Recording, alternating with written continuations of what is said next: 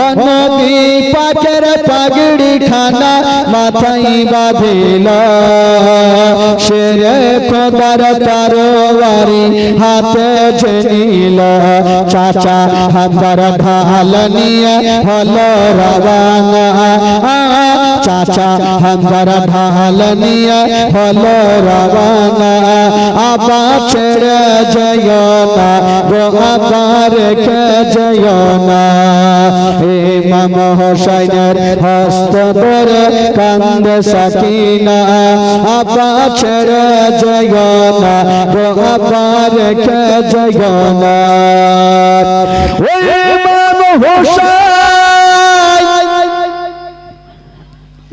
যাওয়ার জন্য রেডি হচ্ছে না বাবা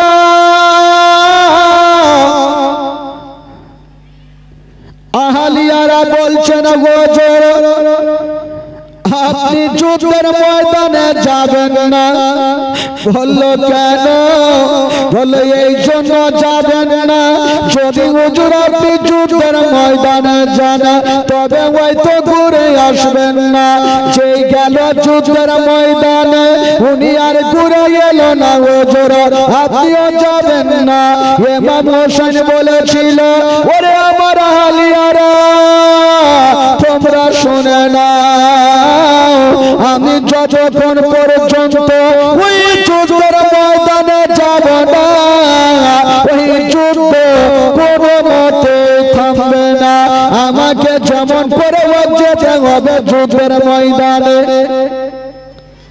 আহলিয়ারা বলছেন হুজুর আপনি যাবেন না হুজুর কারণ যে যাচ্ছে যুদ্ধের ময়দান থেকে ঘুরে আসে না হুজুর লাশ হয়ে চলে আসছেন ইমাম হোসেন বলেছিল ওরে আমার আহলিয়ারা আমি কাকে আর পাঠাবো আমার আর কেউ নেই কাকে পাঠাবো বাবা গো সেদিন সবুরের পাহাড় হয়ে ইমাম হোসেন যেন বাবা ওই যুদ্ধের ময়দানে যাবেন তবু ইমাম হোসেন নিজের হিম্মতকে হারে না ইমাম হোসেন বলেছিল আমি জান দিয়ে দেব জীবন দিয়ে দেব কিন্তু ইয়াজিদের হাতে হাত দিয়ে আমি কোনো মতে মুরিদ হব না ওইদিকে ইবনে সাদ বলছেন ওগো মা ফাতেমার বেটা হোসেন আপনি যদি প্রাণে বাঁচতে চান তবে ইয়াজিদের হাতে হাত দিয়ে মুরিদ হয়ে যাও ইমাম হোসেন বলেছিল না আমি জান দিয়ে দেব জীবন দিয়ে দেব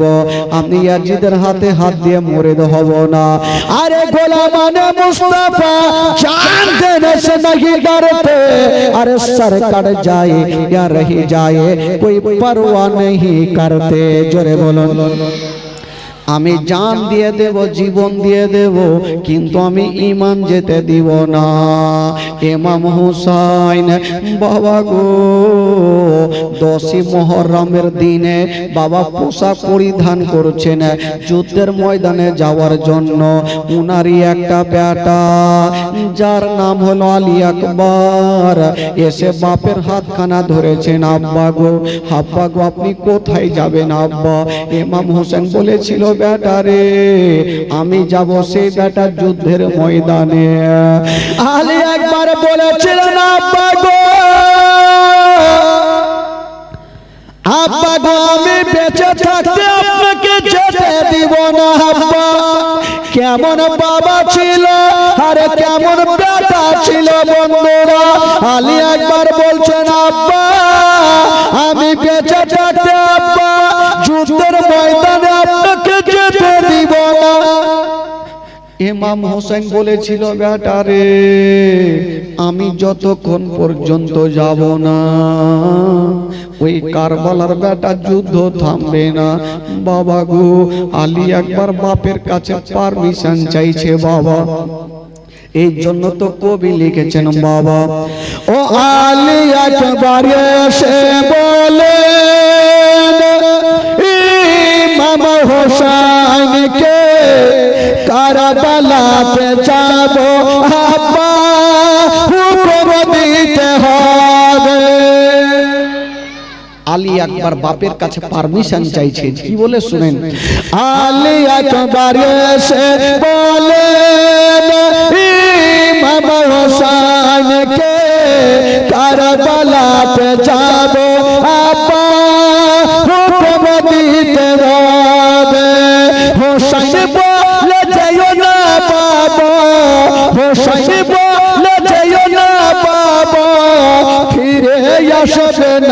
নাই রে ইসলামের জন্য লেন হোসাইন শহীদ কারবালায় রে ইসলামের জন্য লেন হোসাইন শহীদ কারবালায় রে ইসলামের জন্য লেন হোসাইন শহীদ কারবালায় রে কারবালার ঘটনা শুনে বুক ফেটে যায় রে ইসলামের জন্য লেন হোসাইন শহীদ কারবালায় রে ইসলামের জন্য লেন হোসাইন শহীদ কারবালায় রে ইসলামের জন্য লেন হোসাইন শহীদ কারবালায় রে আতাশ মহরম দিনে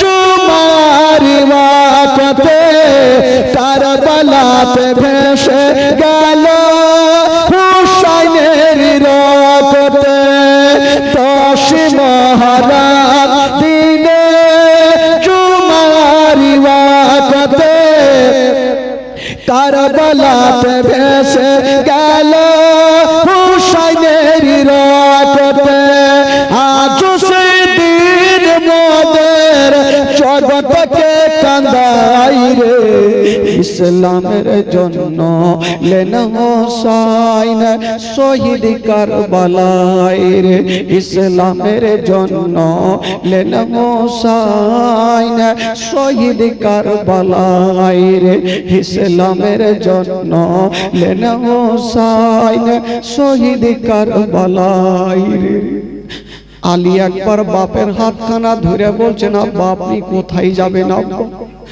ইমাম হুসাইন বাবা গো মনে দুঃখ করে বলছেন বেটা আমি যাব সে যুদ্ধের ময়দানে বেটা আমাকে পারমিশন দাও আলী একবার বাপের হাত ধরে বলছেন আব্বা আমি আপনার বেটা আমি বেঁচে থাকতে আপনাকে ওখানে যেতে দিব না আব্বা আব্বা গো আমাকে পারমিশন দেন আব্বা আমি যাব যুদ্ধের ময়দানে ইমাম হোসেন বেটার হাত ধরে বুকে লাগিয়ে বলছেন বেটা আমি আর কাউকে যেতে দিব না রে বেটা যাকে পাঠালাম সে যেন জীবিত আর ঘুরে আসলো না বেটা আমি তোমাকে কোনো মতে যুদ্ধের ময়দানে পাঠাবো না ওই আলী একবার বলেছিলেন আব্বা গো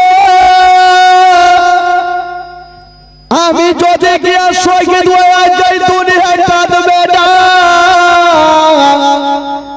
আর আপনি গিয়ে যদি শহীদ হয়ে যান হুজুর তবে দুনিয়ার চোখের পানি থামবে না হুজুর আমি থাকতে আপনাকে কোনো মতে যেতে দিব না গো আব্বা আমাকে পারমিশন দেন আমি যাব যুদ্ধের ময়দানে ইমাম হোসেন বেটাকে ধরে নিয়ে বলছেন বেটা রে ওরে লাডলা দুলারা ওরে কলেজার পারা ওরে নয়নে পারা আমি তোমাকে কেমন করে বিদায় দিব রে বেটা আলী একবার বলেছিলেন আব্বা গো আমি সাকিনার কান্না দেখতে পারি না আমি জয়নাল আবেদিনের কান্না দেখতে পারি না আমি জয়নাবের কান্না দেখতে পারি না উম্মে কুলসুমের কান্না দেখতে পারি না আব্বা আমি যুদ্ধের ময়দানে যাব আর যুদ্ধ করে ফোরাত নদীর পানি নিয়ে আসিব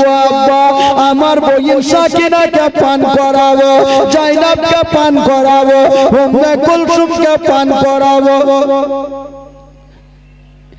ইমাম হোসেন বলেছিল বেটা রে আমি তোমাকে কোনো মতে পারমিশন দিব না বেটা আলী একবার বাপের হাত ধরে বারবার করে বলছেন আব্বা আব্বা গো একবার বলছে আব্বা আমাকে পারমিশন দেন আব্বা বাবা গো চিন্তা করেন সেদিন ইমাম হোসেন কি কোনো কি বলে আলী একবার কোনো ভোজ খাওয়ার জন্য গিয়েছিল কোনো বিয়ে বাড়ি গিয়েছিল না রে বাবা না আলী একবার নিজের গর্দানটাকে কাটানোর জন্য বাপের কাছে পারমিশন চাইছে ওই মামুন ওই জলদি ভাই তাড়াতাড়ি বসেন খালা, তাড়াতাড়ি বসেন, একটু শুনেন, ধ্যান দিয়ে শুনেন। কালকে পাবেন না খালা, আজকে মন দিয়ে একটু শুনেন। কালকে চলে যাব, পাবেন না, পেলে কালিয়ে চোখে আবার পাবেন। একটু বসেন মা, না হলে কালকে পস্তাবেন যে শুনলাম না ঘটনাগুলো কি হলো। একটু শুনেন খালা, আজকে বুক ফাটা শুধু ঘটনা হবে ভাই। আর ক্যামেরা ভাই আপনাদের যদি হয়ে থাকে আপনারা বসে এসে, ও শরীফুল ভাই বসো বসো, তোমরা দাঁড়িয়ে থাকলে দু চারটা লোক ওখানে গিয়ে দাঁড়াইছে, ক্যামেরা লাগিয়ে দাও ভাই, তোমরা বসে যাও, না হলে একটু মেলা টেলা ঘুরে আসে যাও, তোমরা দাঁড়াবো না ওখানে। ইমাম হুসাইন আলী আকবর যখন বারবার করে বাপের হাত ধরে পারমিশন চাইছেন, ইমাম হুসাইন বলছেন বেটা ঠিক আছে, যখন তুমি যেতে চাইছো বেটা তবে যাও, তুমি যুদ্ধের ময়দানে যাও বেটা। কিন্তু ইমাম হুসাইনের দিল বলছে আমার আউনো মোহাম্মদ গেল ঘুরে এলো না, আলী আসগর গেল ঘুরে এলো না, আব্দুল ওয়াহাব গেল ঘুরে এলো না, আউনো মোহাম্মদ গেল ঘুরে এলো না, আমার বেটা আলী আকবর আসবে কি আসবে না? তবে আলী আকবরের চেহারা আমার নবীর মতো দেখতে ছিল, জোরে বলুন সুবহানাল্লাহ। আলী আকবরের চেহারা আমার নবীর মতো মিল ছিল ভাই, এত সুন্দর চেহারা। ইমাম হোসেন বলেছিল বেটা আলী আকবর এবার যাও তুমি তাহলে যুদ্ধের ময়দানে চলে যাও। তবে ইমাম হোসেন বলেছিল বেটা রে তুমি যুদ্ধের ময়দানে যাচ্ছ যাও বেটা, তবে যুদ্ধের ময়দান থেকে তুমি পালিয়ে আসিও না রে বেটা, কারণ নবী বংশের ছেলে কখনো পীর দেখে পালিয়ে আসে না, নবী বংশের ছেলে কখনো যুদ্ধের ময়দান থেকে পালিয়ে আসে না।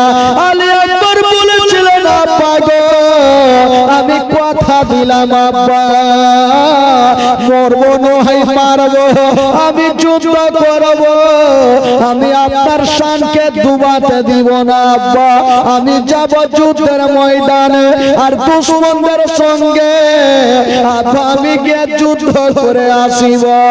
হায় রে আলী আকবর বাপের কাছে পারমিশন নিয়েছেন বাবা, আর যেন সুন্দর ভাবে পোশাক পরে যুদ্ধের ময়দানে যাওয়ার জন্য রেডি হচ্ছেন বন্ধুরা।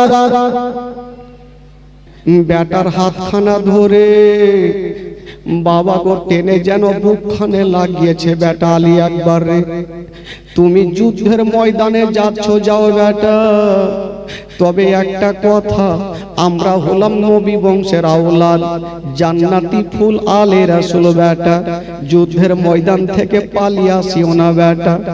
আলী আকবর বলেছিলেন আব্বা গো আমি যাব আব্বা, আপনাকে কথা দিয়ে গেলাম আব্বা, আমি যুদ্ধের ময়দান থেকে পালিয়ে আসিব না।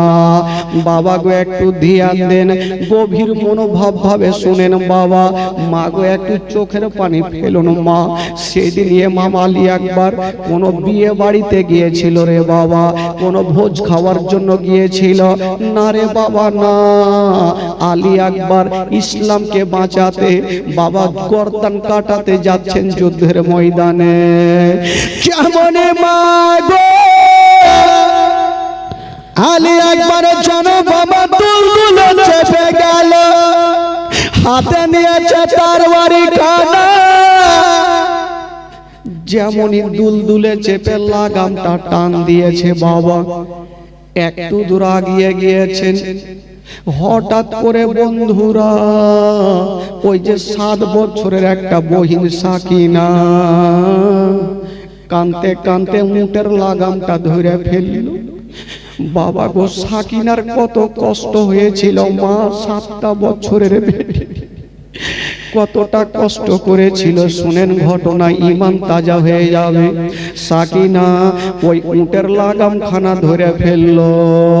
আলী আকবর বলছে বহিন সাকিনা রে তুমি কেন উটের লাগাম ধরলে বলো? সাকিনা বলছেন দাদা গো আপনি কোথায় যাবেন দাদা? বলছে বহিন রে আমি যাব যুদ্ধের ময়দানে। বলছেন দাদা গো আপনি তো আজকে দুলহা সেজেছেন দাদা, তবে যাচ্ছ যাও, এ আদরের বহিনটাকে কি দিয়ে যাবে দাদা, আমাকে কিছু দিয়ে যাও। ছোট্ট বহিন সাকিনা, আজকে আমাদের মধ্যে বাবা ওই রকম চলে, যখন কোনো ভাই বড় বিয়ে করার জন্য যাবে, ছোট বহিনেরা এসে ভাইয়ের হাত ধরে কিছু চাই রে বাবা, টাকা দাও, পয়সা দাও, কিছু আবদার করে।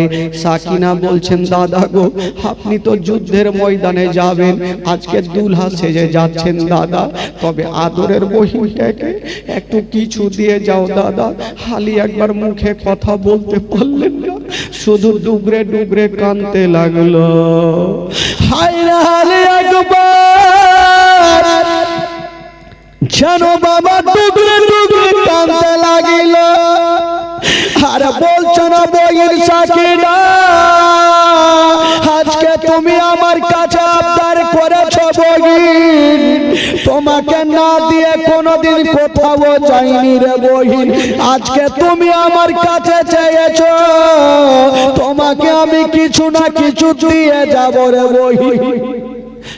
বলছেন সাকিনা রে, আমি যে কটা দিন কোথাও গেলে তোমাকে না দিয়ে আমি যাইনি রে বহিন।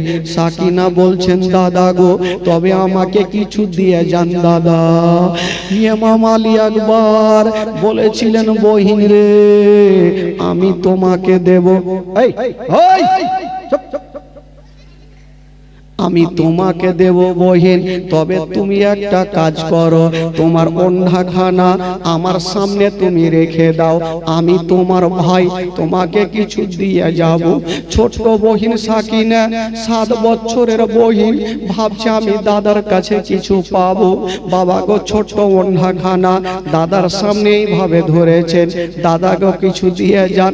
ইমাম আলী একবার বাবা গো দুলদুলে চেপেছিল, একটু মাথাটা নিচে করলেন, চোখের দুটা ফোঁটা পানি ওই সাকিনার খোঁচাতে দিয়ে দিলেন, আর বলছেন, সাকিনা রে, এই পানি ছাড়া তোমাকে আজকে কিছু দিতে পারবো না, এই দুটা ফোঁটা চোখের পানি তুমি যত্ন করে রাখিও, আর আমার কাছে দেওয়ার মতো কিছুই নেই, আজকে আমি চলে যাচ্ছি বহিন, আমাকে বিদায় দাও।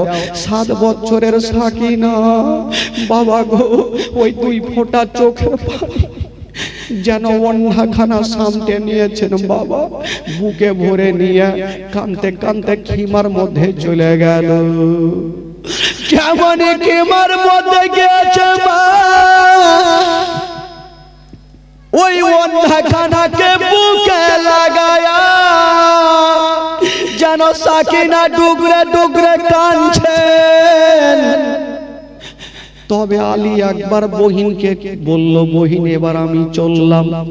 ইমাম আলী একবার সাকিনা পারমিশন নিয়ে, সবারই কাছে পারমিশন নিয়ে দুলদুলের লাগামটা টেনেছেন বাবা, দুলদুল চলতে লাগলো। একটু দূর গিয়েছেন, ইমাম আলী একবার হঠাৎ করে মদিনার দিকে মুখটা করে দাঁড়িয়ে গেল। ইমাম হোসেন বলছে, বেটা রে, তুমি কি ভয় পেয়ে গেলে বেটা, যাও যুদ্ধের ময়দানে যাও। ইমাম আলী একবার বলছেন, আব্বা গো, আমি ভয় পাইনি আব্বা, তবে বেটা কেন দাঁড়িয়ে গেলি? বলছেন, আব্বা গো, আমি এই জন্য মদিনার দিকে মুখটা করে দাঁড়ালাম, যখন আমি আব্বা মদিনা থেকে আসছিলাম কুফাতে, তবে আব্বা আমার একটা 11 বছরের বহিন সুগরা খাতুন আমার হাত ধরে ডুগরে ডুগরে কাঁদছিল, আমার বহিনের জ্বর ছিল আব্বা, তাই আব্বা আমার বহিনকে আমি বলেছিলাম, ওরে বহিন সুগরা খাতুন, আমি কয়েক মাস পরে তোমাকে নিয়ে যাব। আমার সুগরা খাতুনকে আমি আনতে পারলাম না, তাই আমার বহিনের কাছে মদিনার দিকে মুখটা করে আমার বহিনের কাছে একটু আমি ক্ষমা চেয়ে নিয়েছি আব্বা। ইমাম হোসেন আর মুখে কথা বলতে পারে না, বাবা মাটিতে বসে গেল।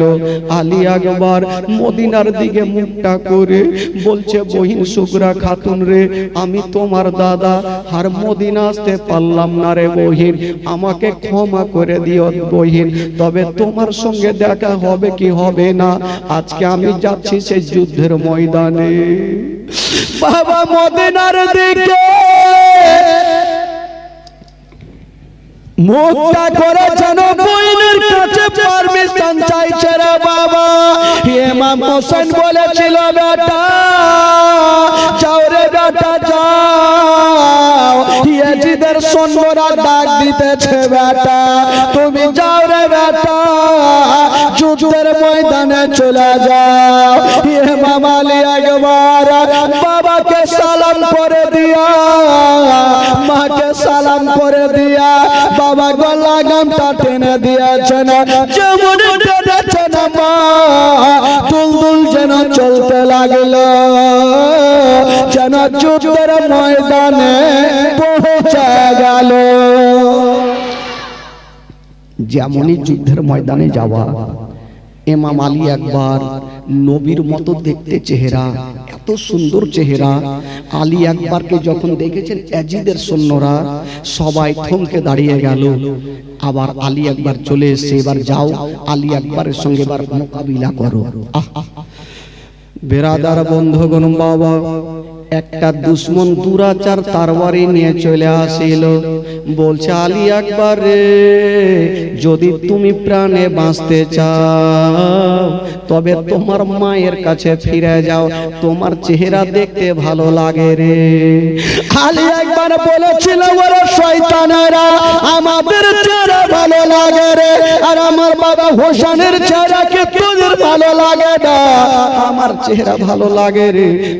আবুল কাসিমের চেহারা কি ভালো লাগে না? যে তাদের জন্য তোরা পানি বন্ধ করে দিয়েছিস, 3 দিনের পিয়াসা। বলুন বাবা গো, আমরা একটা দিন যদি রোজা করি তবে সারা দিন যদি পানি না পান করি আমাদের হুলকুমটা শুকিয়ে যায়। ইমাম আলী আকবর বাবা গো, বাচ্চা বাচ্চা ছেলেরা 3 দিন থেকে পানি পায়নি, হুলকুমটা শুকিয়ে গেছে। আলী আকবর বলল ওরে দুশ্মনেরা, আমি এবার ফোরাত নদীতে যাব, কোনি আমার মায়ের বেটা আছিস, কে মায়ের দুগ্ধ পান করেছিস, আমাকে বাধা দিয়ে দেখা। ওই আলী একবার বাবা দুলদুলের লাগামটা টেনে দিয়ে বলছে দুলদুল রে, এবার আমাকে ফোরাত নদীতে নিয়ে চলো, আমি পানি পান করব। ওই দুলদুল বাবা একবার পিছনে দেখলো, একবার সামনে দেখলো, 22,000 সৈন্য দাঁড়িয়ে। ওই দুলদুল এত জোরে চলতে লাগলো 22,000 সৈন্যর বুকের ওপর দিয়া বাবা ফোরাত নদীতে নেমে গেল। আচ্ছা বলুন তো ভাই, কেউ যদি 3 দিন থেকে পানি পান না করে আর হঠাৎ করে যদি সামনে পানি দেখে তার দিলটা কতটা খুশি হবে? আলী একবার পানি দেখেছেন সামনে, শীতল পানি। আল্লাহ, আমি এখনই পানি পান করব। আলী একবার 1 চুল্লু পানি নিয়েছেন, শুধু মুখে দিতে যাবেন, হঠাৎ করে আলী আসগারের কবরখানা দেখে ফেললো, হাউন মোহাম্মদের কবরখানা দেখে ফেললো। আর বলছে পানি রে, এই পানি পানি করে আমার ভাই আলী আসগার শহীদ হয়ে গেছে, একটু হুলকুমে 1 ফোঁটা পানি যায়নি, এই পানি পানি করে আমার হাউন মোহাম্মদ শহীদ হয়ে গেছে, এই পানি পানি করে মোহাম্মদ ইব্রাহিম শহীদ হয়ে গেছে। ওরে পানি রে, আমিও তোকে পান করব না, আমিও তোকে পান করব না। ফোরাত নদীর পানি আলী একবার ফোরাত নদীতে ফেলে দিলেন, ঠান্ডা পানি পান করলেন না। আলী আসগারের কবরখানা দেখার পরে ডুগরে ডুগরে কাঁদতে লাগলো, আল্লাহ, এই ফোরাত নদীতে আমার ভাই আসার পরে হুলকুমে পানি যায়নি, পানির কারণে আমার ভাইয়ের হুলকুমে তীরখানা লেগেছিল। আল্লাহ আল্লাহ, আমার ভাই পানি পানি করতে করতে করতে দুনিয়া ছেড়ে দিল। আল্লাহ, এই পানি আমি আর পান করব না। আলী আকবর বাবা পানি খানা রেখে দিয়ে দুলদুলে চেপে গেল, আর বলছে দুলদুল রে, এবার আমাকে যুদ্ধের ময়দানে নিয়ে চল, আমি যুদ্ধ করব রে।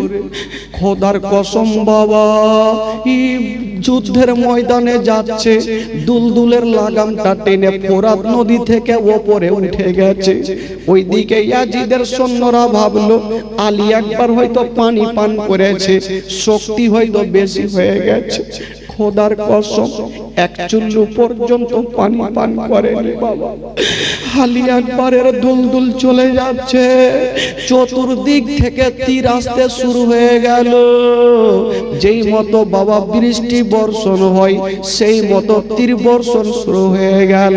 হাতে লাগে, পায়ে লাগে, মাথায় লাগে, কপালে লাগে। এক দুশ্মন দুরাচার একখানা তীর চালিয়ে দিল। ওই তীরখানায় এসে গতি বেগে এসে লাগবি তোলা। আলী আকবরের হাতে লাগলো না, পায়ে লাগলো না, মাথায় লাগলো না। ওই তীরখানা আলী আকবরের চোখের মণিতে ঢুকে গেল।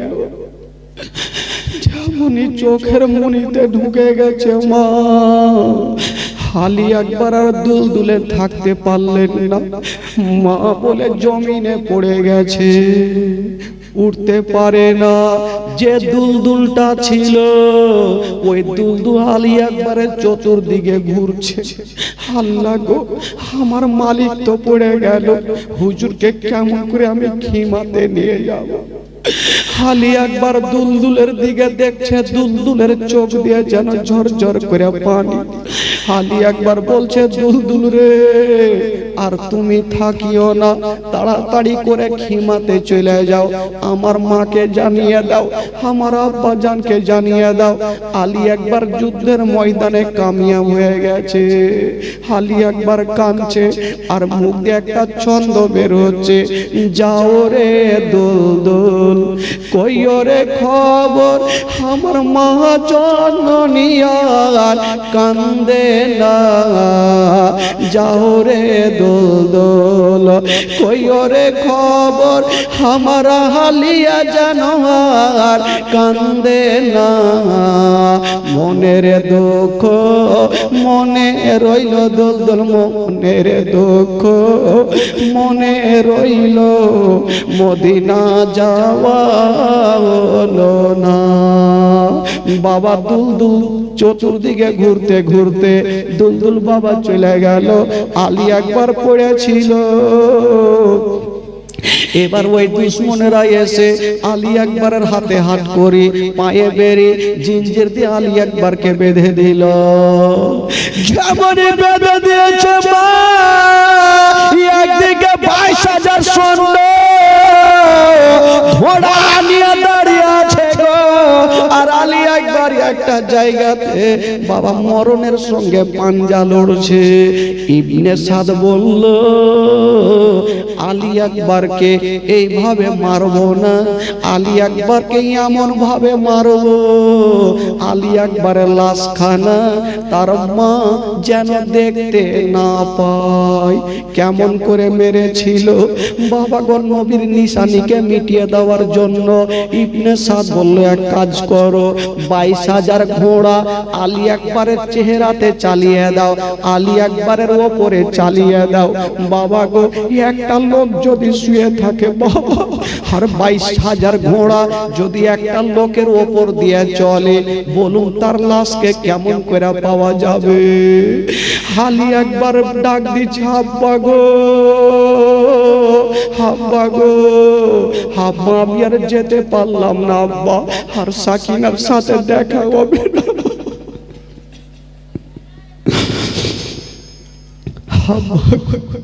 আর সাকিনার সঙ্গে দেখা হবে না, আমার জয়নাল আবেদিন ভাইয়ের সঙ্গে দেখা হবে না, উম্মে কুলসুমের সঙ্গে দেখা হবে না, জাইনাবের সঙ্গে দেখা হবে না। আব্বা গো, আমার জন্য দোয়া করেন আব্বা, আমি আর আপনাদের চেহারা দেখতে পাবো না।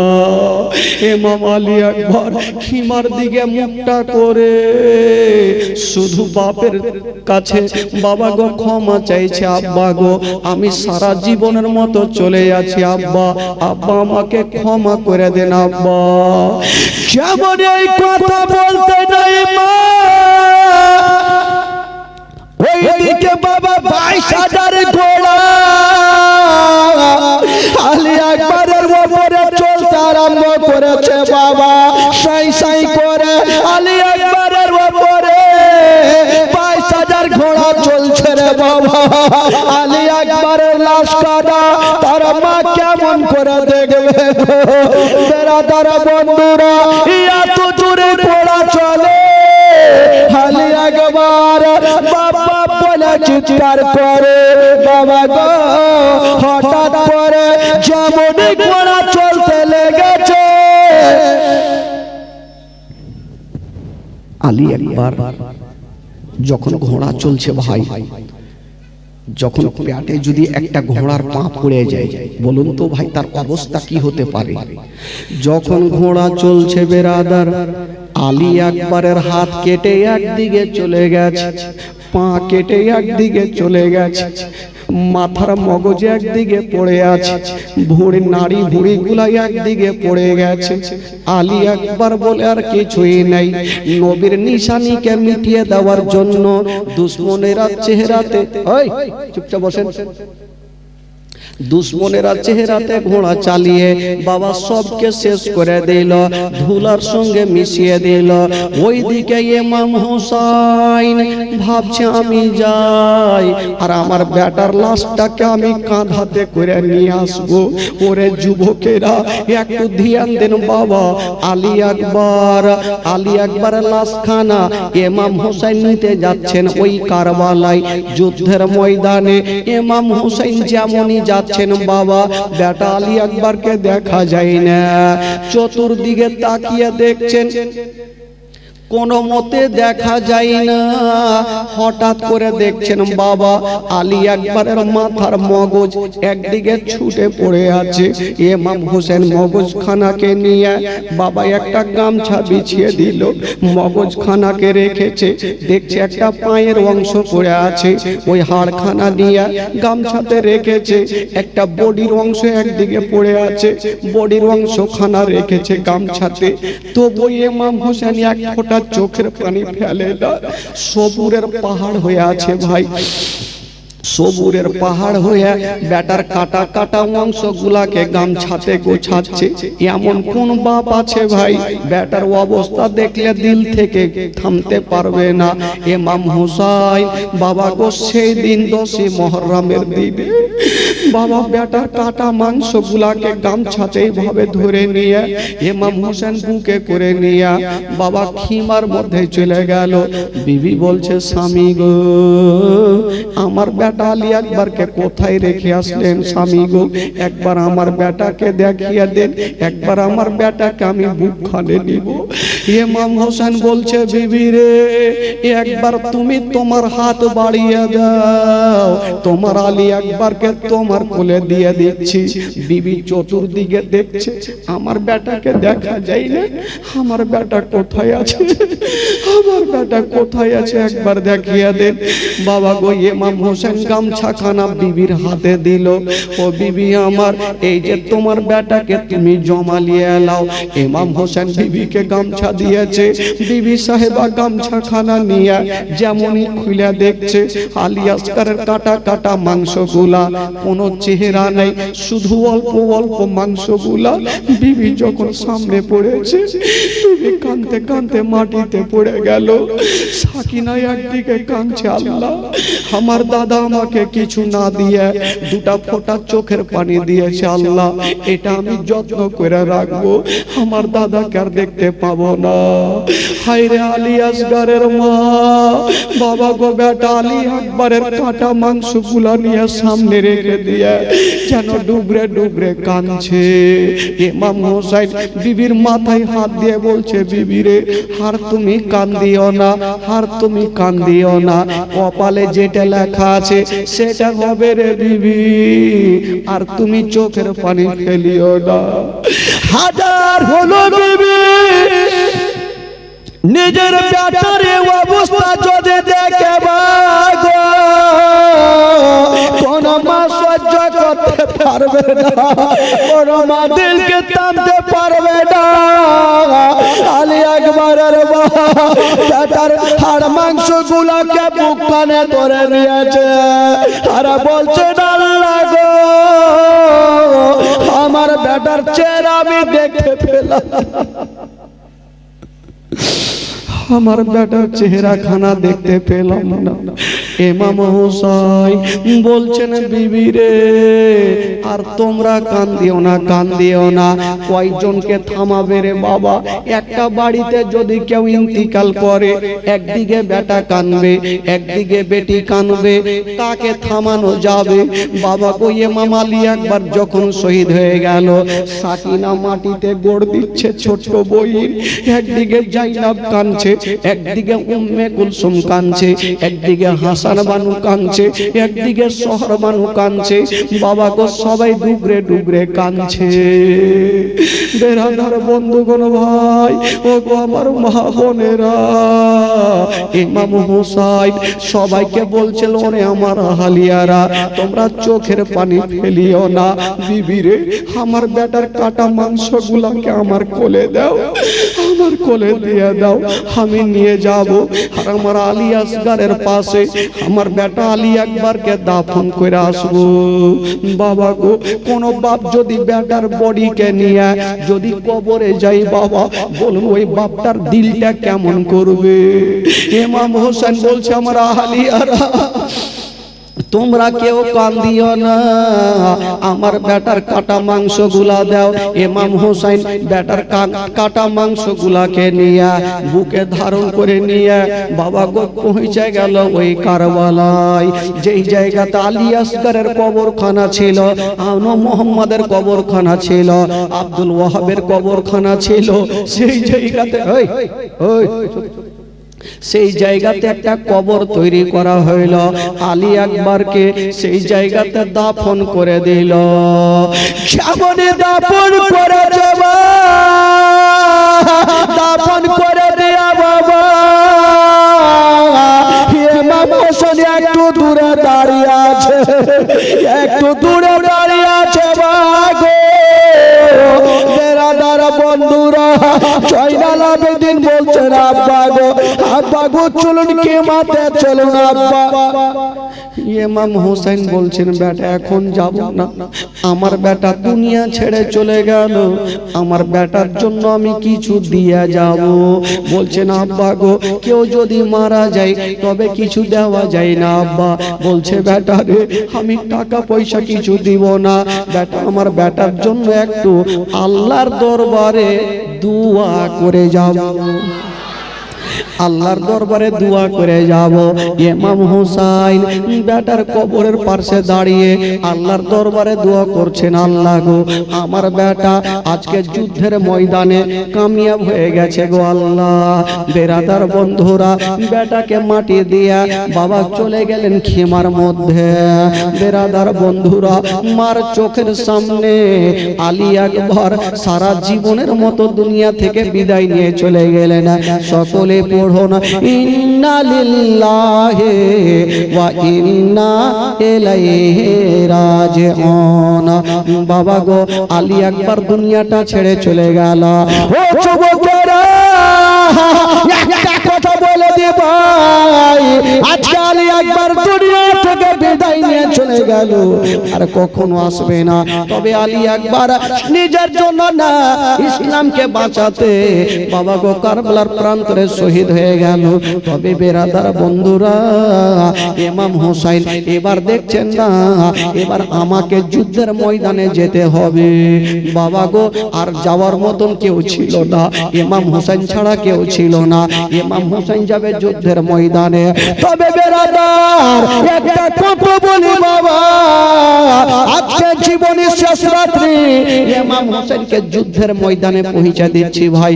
ইমাম হোসেন যখন যুদ্ধের ময়দানে যাবে, 7 বছরের সাকিনা ঘোড়ার পা ধরে ডুগরে ডুগরে কাঁদবে, আমার আব্বাকে নিয়ে যেও না। এই ঘটনা এক্ষুনি তুলবো বাবা। তবে বলছিলাম বাবা গো, আজকে হচ্ছে জীবনের শেষ রাত্রি ভাই, কালকে আপনাদেরকে পাবো না। আমি বলবো আলী আকবর আকবরের মোহব্বতে আলী আকবরকে ভালোবাসা দিয়ে আলী আকবরের মোহব্বতে কটা লোকের আলী আকবরের সাথে মোহব্বত আছে বাবা গো আমার 10টা ভাই 5000 করে টাকা আলী আকবরের মোহব্বতে আল্লাহর ঘর মসজিদে যদি দিতে পারেন ভাই আমার নবী খুশি হয়ে যাবে আর নবী যদি খুশি হয় আমার আল্লাহ খুশি হয়ে যাবে তবে বেরাদার আল্লাহ যদি খুশি হয় তবে জান্নাত গ্যারান্টি তবে যুবকেরা একটা কথা বলে দি ভাই এটা কাউরি ঘরের জন্য না প্রাণের কথা শুনে কেউ উঠে যাবেন না খোদার কসম আজকে জীবনী শুনে যাবেন এ মাওলানা তাফাজ্জুল কালিমের কাছে ঈমানটা তাজা হয়ে যাবে ভাই তবে বলছিলাম মাত্র 3টা মিনিট সময় নিলাম শুধু আল্লাহর ঘর মসজিদের জন্য বাবা একটা কোন খোদার বান্দা কোন যোগ্য মাই যোগ্য বেটা 5000 টাকা আল্লাহর ঘর মসজিদে যদি দিতে পারেন ভাই তার জন্য একটু দোয়া করে দেব আর মেহমানের দোয়া আল্লাহর দরবারে কবুল হয় ভাই 5টা হাত সোনা সুবহানাল্লাহ নাম কত সুন্দর আলী আকবরের মোহব্বতে আলী আকবরের মোহব্বতে 5000 টাকা শেখ সোনা সাহেব সুবহানাল্লাহ মাশাআল্লাহ একটু ভাইয়ের জন্য আগে মন খুলে প্রাণ খুলে আগে দোয়া করে সবাই হাত তুলেন আল্লাহু আমিন রব্বুল আলামিন মাওলা গো শেখ সোনা সাহেব মাওলা আল্লাহ তোমার ঘরের জন্য 5000 টাকা দান করেছেন আল্লাহ আল্লাহ যে আসেনে দান করেছেন মাওলা তার দানকে তুমি কবুল করে নাও মাওলা গো তার বাড়ি থেকে অসুস্থ থাকে মাওলা তাকে তুমি সুস্থ বানিয়ে দাও শেখ সোনার বাড়িতে কোনো মাওলা গো কোনো বিপদ থাকে বিপদকে উদ্ধার করে দাও মাওলা তার বাড়িতে রোজি রোজগারে আল্লাহ তুমি বরকত দান দে মাওলা আল্লাহ গো আল্লাহ তোমার ঘরকে সাজিয়েছে মাওলা আল্লাহ তার জন্য জান্নাতে তুমি একটা ঘরকে সাজিয়ে দাও মাওলা আমিন সুম্মা আমিন বাহা লা ইলাহা ইল্লাল্লাহ মুহাম্মাদুর রাসূলুল্লাহ সাল্লাল্লাহু তাআলা আলাইহি ওয়াসাল্লাম